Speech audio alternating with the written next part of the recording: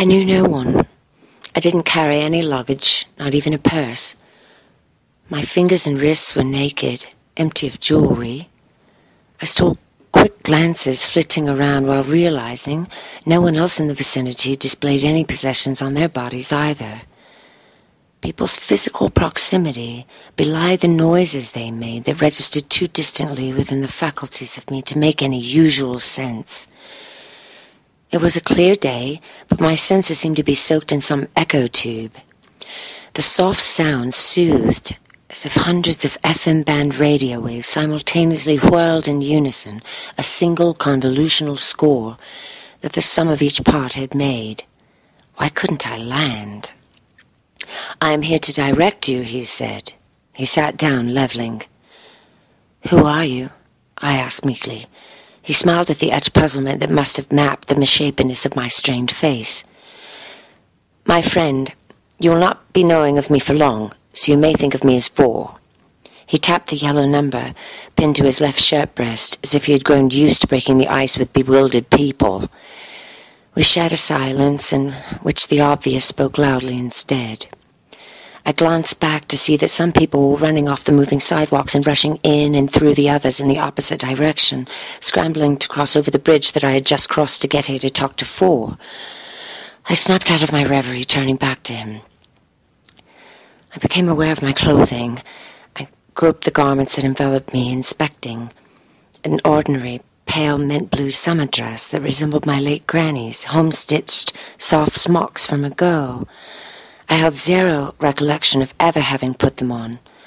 Panic brewed as I touched the clothing. The tips of my fingers shook. A fever of utter defeat and insecurity washed over as a tidal wave. I clocked up the dizzied moments by pretentiously clearing my throat, meeting back with 4's calm brown face.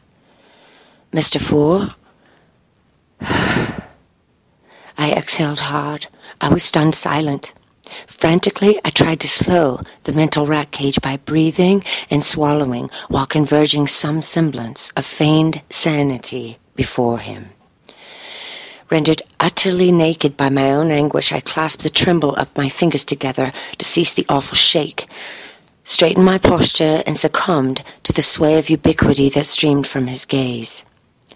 Fat tears funneled down my face in a legion of tributaries too fast to catch. "What is going on?" I asked him. My voice shuddered, freeing the heave of my angst as it finally came crumbling out from the very guts of my lungs. "Is this some kind of joke?" I panted. "What is this place?" When I tried to remember where I had just come from, it was as if sand took trite pleasure in washing up as poetic ripples on some bleak beach, trying to soothe the empty shore that was my mind's flailing. Mocked by my own memory, shock could no longer find a hiding place inside. "We all have jobs to do, miss. We call them contracts here. The trouble is that you may not know where you are for quite some time. That is not up to me, nor to you. That is up to your contract, your design."